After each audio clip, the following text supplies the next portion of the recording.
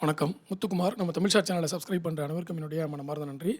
எல்லாரும் disclaimer understand பண்ணிக்கோங்க. நம்ம சேனலில் கொடுக்குற அனைத்து தகவல்களும் ஒன்லி ஃபார் எஜுகேஷனல் பர்பஸ் தான். இதில் எதுவும் ரெக்கமெண்டேஷன்ஸோ டிப்ஸோ கிடையாது. So before investing consult your financial advisor. சரி, இப்போ நம்ம பார்க்க போகிற தகவல் என்ன அப்படின்னு பார்த்தீங்கன்னா, இன்றைக்கி பங்குச்சந்தையில் என்ன நடந்தது, அதுக்கப்புறம் நம்மளுடைய எதிர்பார்ப்பு என்ன, கரண்ட்டாக என்ன சுச்சுவேஷனில் இருக்குது அப்படின்றது தான்.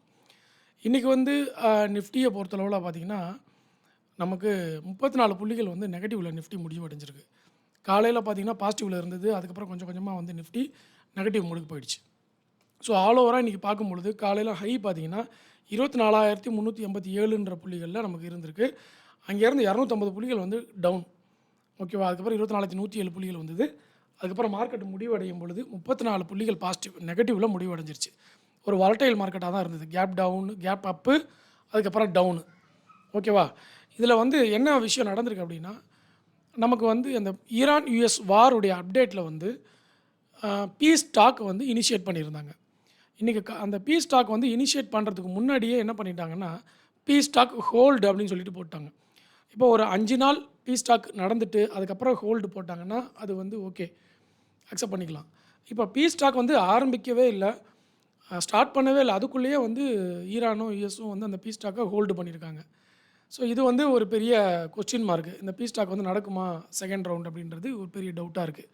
இதுக்கு மத்தியில் க்ரூட் ஆயில் பார்த்திங்கன்னா இன்றைக்கி ஏற ஆரம்பிச்சிருச்சு. இங்கே பார்த்தீங்கன்னா உங்களுக்கு தெரியும். இப்போ க்ரூட் ஆயிலுடைய ப்ரைஸ் நான் காமிக்கிறேன். யூகே ஆயில் பார்த்திங்கன்னா 97.89. இன்றைக்கி காலையில் க்ரூட் ஆயில் இருந்தது பார்த்திங்கன்னா 95 இருந்தது. நமக்கு $100 $95 வந்தனால இன்றைக்கி மார்க்கெட் கேப் அப் ஆச்சு. காலையிலேயே பார்த்திங்கன்னா ஓப்பன் ஆனதுக்கப்புறமே க்ரூட் ஆயில் என்ன ஆகிடுச்சு, 95 96.80 போச்சு. இப்போது ஒரு 1 ஹவரில் பார்த்தீங்கன்னா 97.80 வந்துருச்சு. இப்படியே போச்சுன்னா 100 தொற்றும் திருப்பியும் க்ரூட் ஆயில். ஸோ அந்த மாதிரி இருக்கும்போது நம்ம மார்க்கெட் பாசிட்டிவாக போகிறதுக்கான வாய்ப்பு ரொம்ப கம்மியாக இருக்கும். ஸோ அதனால் நம்மளுடைய மார்க்கெட் இன்றைக்கி செகண்ட் ஹாஃபில் பார்த்தீங்கன்னா பாசிட்டிவில் இல்லை, நெகட்டிவில் போக ஆரம்பிச்சிருச்சு. ஸோ க்ரூட் ஆயிலை தொடர்ந்து வாட்ச் பண்ணிக்கிட்டே இருக்கணும். 2வது பாயிண்ட். 3வது பாயிண்ட்டு, கோல்டு நல்ல ஒரு வார் ஹெட்ஜிங்காக இருக்கிறனால கோல்டில் எல்லோரும் கோல்டு அண்ட் சில்வரில் இன்வெஸ்ட்மெண்ட்டை ஸ்டார்ட் பண்ணியிருக்கிறாங்க. அதில் நமக்கு 19ஆம் தேதி அக்ஷய திருதியை வருது இல்லையா, அதனால் இந்தியாவில் கோல்டுடைய டிமாண்ட் அதிகமாக இருக்கும். ஸோ அதனால் என்ன பண்ணுறாங்கன்னா, கோல்டு பீஸ், அப்புறம் ஃபிசிக்கல் கோல்டு, அப்புறம் எம்சிஎக்ஸ் கோல்டு, இதிலெல்லாம் என்ன பண்ணுவாங்கன்னா, அந்த அக்ஷய திருதியை அன்றைக்கி பார்த்திங்கன்னா ஒரு டிமாண்ட் இருக்குன்னு சொல்லிட்டு அதுக்கு 2 நாள் முன்னாடியே பையிங் பண்ணிவிடுவாங்க. இன்றைக்கே பையிங் இனிஷியேட் பண்ணியிருப்பாங்க. இனிஷியேட் பண்ணிவிட்டு அக்ஷய திருதி அன்றைக்கி ஏறினதுக்கப்புறம் என்ன பண்ணுவாங்கன்னா, ஒரு நாள் கழித்து விற்றுருவாங்க. ஓகே. ஸோ அதனால் கோல்டில் கான்சன்ட்ரேட் பண்ணுறவங்க, அக்ஷய திருதிக்கு பண்ணுறவங்க இன்னிலேருந்தே பண்ண ஆரம்பிச்சிருப்பாங்க. சப்போஸ் யாராவது மிஸ் பண்ணியிருந்தாங்கன்னா நாளைக்கு பண்ணுவாங்க. ஸோ அதனால் அந்த அக்ஷய திருதியைக்கு கோல்டு டிமாண்ட் இருக்குன்றதை நம்ம அண்டர்ஸ்டாண்ட் பண்ணிக்கணும். சில பேர் அந்த டிமாண்டை பயன்படுத்தி ஒரு சின்ன ட்ரேடிங் ப்ராஃபிட் அடிப்பாங்க. ஏன்னா இப்போ நமக்கு எஃப்டியில் போட்டோம்னா 0.5% ஒரு மாதத்துக்கு கிடைக்கும். இது 2% கிடைக்குதுன்னு வச்சுக்கோங்க. கோல்டு ஒரு வாரத்தில் வேணான்னு சொல்ல மாட்டாங்க இல்லையா. 2% கிடைச்சாலும் பெரிய விஷயம் இல்லையா. ஸோ அதனால் அதை பயன்படுத்திக்குவாங்க. அது அடுத்தது பார்த்திங்கன்னா, யூஎஸ் டாலரில் பார்த்திங்கன்னா கோல்டு அண்ட் சில்வரை பொறுத்தவரை என்ன நடந்திருக்கு அப்படின்னா, கோல்டு ஏற்றத்தில் தான் இருக்குது, இறங்கலை. சில்வரும் ஏற்றத்தில் தான் இருக்குது, இறங்கலை. பெரிய ஏற்றம் இல்லை, ஆனால் மாடரேட்டான ஒரு ஏற்றத்தில் இருக்குது. ஒரு 0.5% அப்ராக்சிமேட்டாக இருக்குது. இப்போ 0.3ல் காமிக்குது டிஸ்பிளேயில். ஸோ இதை தான் நம்ம நாளைக்கு எதிர்பார்க்க முடியும் கோல்டில். ஓகே. அடுத்தது பார்த்திங்கன்னா, இன்றைக்கி டோட்டலாக மார்க்கெட்டை பொறுத்தளவில் அட்வான்சஸ் ரொம்ப அதிகம். 2145 கம்பெனிகள் அட்வான்சஸ். டிக்ளைன் 1087 கம்பெனிகள் தான் டிக்ளைன். அதில் நம்ம பெரும்பாலும் பார்க்குறது நிஃப்டி 500 பார்ப்போம். அதில் அட்வான்சஸ் பார்த்திங்கன்னா 325 கம்பெனிகள் அட்வான்சஸ். டிக்ளைன் 175. அட்வான்சஸில் ஜிஎம்டிசி 20% வரைக்கும் மேட்டம் கொடுத்துருந்தது ஜிஎம்டிசி. ஓகே. அடுத்தது எஸ்சிஐ பார்த்திங்கன்னா 15% வரைக்கும் மேட்டம் கொடுத்துருக்கு. அடுத்து எஃப்எஸ்எல், என்எல்சிலாம் பார்த்திங்கன்னா 9% வரைக்கும் ஏற்றம் கொடுத்துருக்கு. சொனாட்டா சாஃப்ட்வேர் 9.30 வரைக்கும் ஏற்றம் கொடுத்துருக்கு. 9%க்கு மேலே ஏற்றம் கொடுத்துருக்கு. நிறைய பங்குகள் ஏற்றம் கொடுத்துருக்கு. இதில் இந்த மாதிரி சுச்சுவேஷனில் நம்ம கவனிக்க வேண்டிய செக்டார் பார்த்திங்கன்னா ஃபியூச்சரில், அதாவது ஒரு கொஞ்ச நாள் நம்ம ஹோல்டிங்கில் பண்ணோம்னா நல்ல லாபம் கிடைக்கிற மாதிரி ஒரு செக்டார் அப்படின்னு பார்த்திங்கன்னா, 2 செக்டார் இப்போதைக்கு மார்க்கெட்டில் அனலிஸ்ட்லாம் சொல்ல ஆரம்பிச்சிட்டாங்க. ஆல்ரெடி சொன்னது தான், இருந்தாலும் கொஞ்சம் ரிமைண்டர் கொடுக்குறது பார்த்திங்கன்னா, ஒன்று ரேர் எர்த். ரேர் எர்த்தில் நமக்கு இன்றைக்கே பார்த்திங்கன்னா ரேர் எர்த் எல்லாமே ஏற்றம் கொடுத்துருக்கோம்.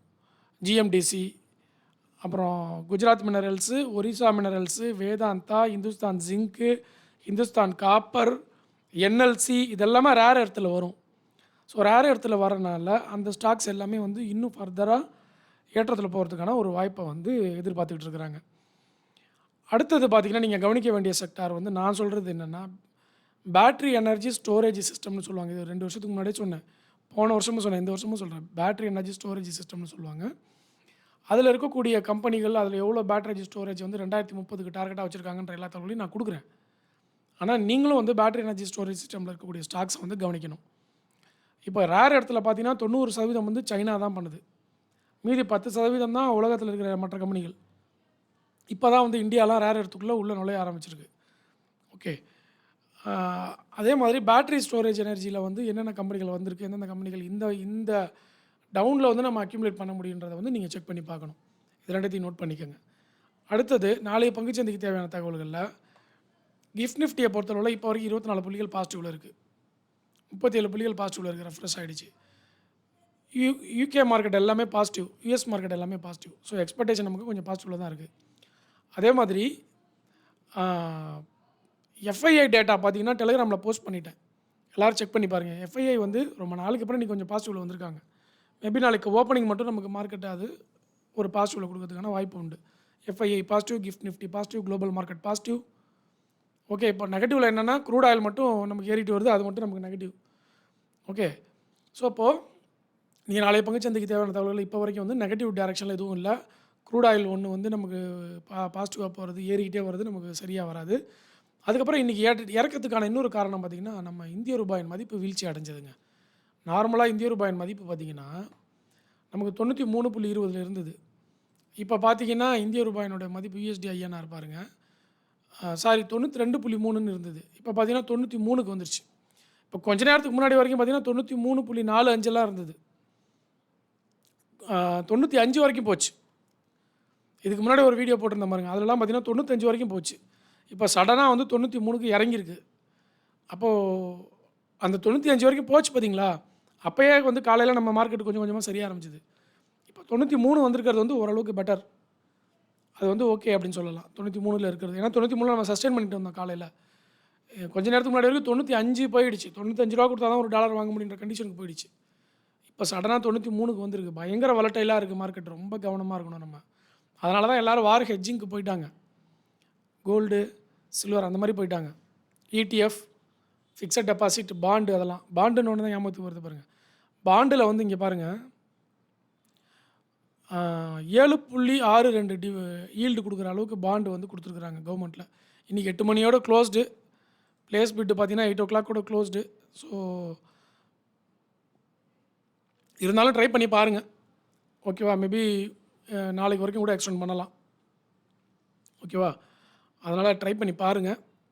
ரொம்ப முக்கியமான பாண்டு. ஏன்னா 7.62ன்றது வந்து எக்ஸலென்ட். அதுவும் கவர்மெண்ட் செக்யூரிட்டி பாண்டுல. 6.5, 6 தான் குடுப்பாங்க. 7.62 குடுக்குறாங்கன்னா நல்ல விஷயம். நம்ம அத வந்து அக்யூமுலேட் பண்ணிக்கணும் ஈல்டுல வருதுன்னா. ஏன்னா மத்த இடத்துலலாம் பார்த்தீங்கன்னா, இன்ட்ரெஸ்ட் ரேட் ரொம்ப கம்மியா இருக்கும். அதுக்கு இது எவ்வளவோ பரவால்ல. பாண்ட் பத்தி வந்து நான் வீடியோ போடுறேன். பாண்ட்ல என்ன கண்டிஷன் இருக்குன்னு சொல்லிட்டு. ஏன்னா பாண்ட்ல நெறைய பேர் போயிட்டு ஏமாந்துர்றாங்க. 8%, 8.5%, 9%ன்னு சொல்லிட்டு மைக்ரோ ஃபைனான்ஸ் கம்பெனில போய் மாட்டிக்கிறாங்க. மைக்ரோ ஃபைனான்ஸ் கம்பெனில போய் மாட்டிக்காதீங்க. அதுக்கு பதிலா நீங்க 7%, 8% ஃபிக்ஸட் டெபாசிட்ல போட்டு போயிரலாம். 1%க்கு ஆசைப்பட்டு பிரைவேட்ல இருக்கக்கூடிய மைக்ரோ ஃபைனான்ஸ் பிரைவேட் லிமிடெட்ல போய் காசு போட்டு மாட்டிக்காதீங்க. ஓகே. அதில நெறைய வந்து அ ஒர்க் அவுட் பண்ணணும் நீங்க பாண்டுல போணும்னா. 1,00,000 50,000 இருக்கிறவங்கலாம் பாண்டுக்கு போ வேண்டிய அவசியம் இல்ல. ஓகே. 10,00,000 வரைக்கும் இருக்கிறவங்க பாண்டுக்கே போக வேண்டாம்.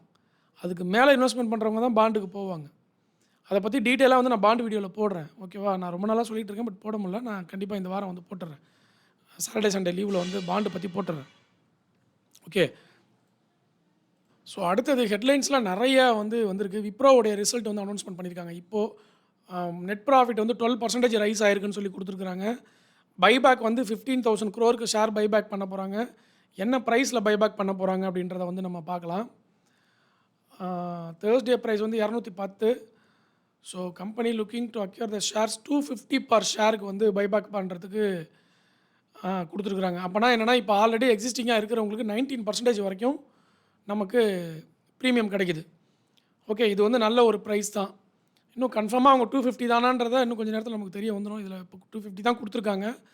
ரிசல்ட் பைபேக்ல. நல்ல பிரைஸ் தான் 250ன்றது.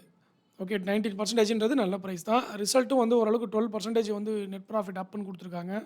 ஸோ ரெவென்யூ என்ன ஆயிருக்கு அப்படின்றத பார்க்கணும். ஓகேவா?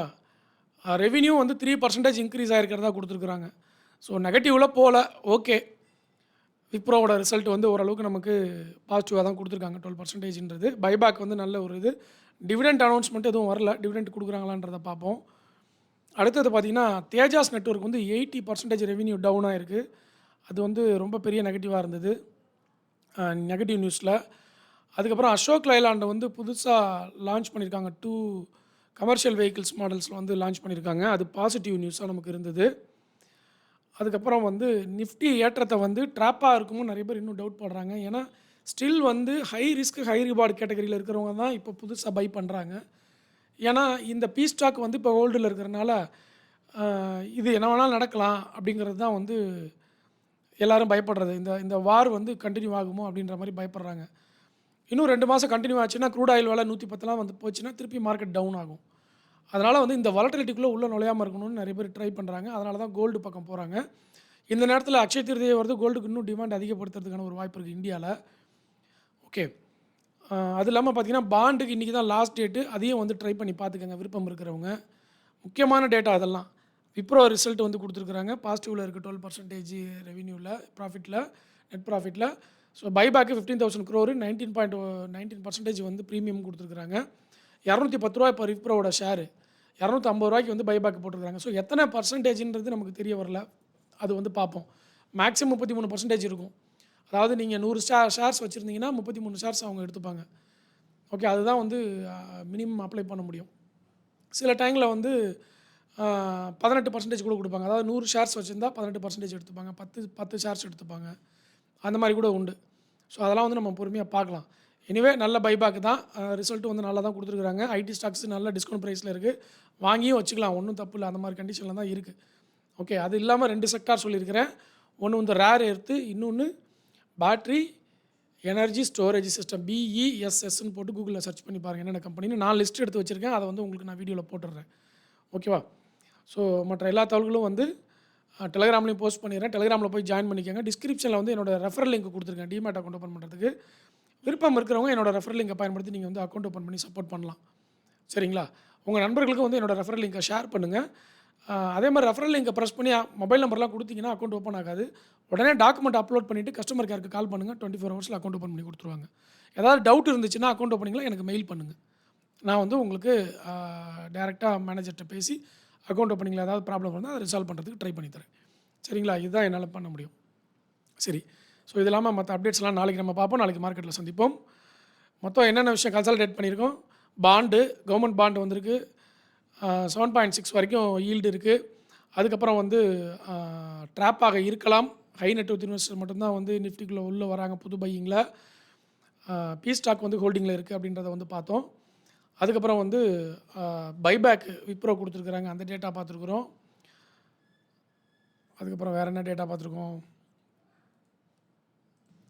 நிஃப்டி வந்து ஹை வாலட்டிலிட்டியில் இன்றைக்கி இருந்தது. ரீசன் வந்து டாலருடைய ப்ரைஸ் ஃப்ளக்சுவேஷனு, அதுக்கப்புறம் வந்து க்ரூட் ஆயிலில் ஏற்பட்ட ஃப்ளக்சுவேஷன். அது வந்து இன்றைக்கி நிஃப்டியை ஹை வாலட்டிலில் வச்சுட்டு இருந்ததையும் பார்த்தோம்.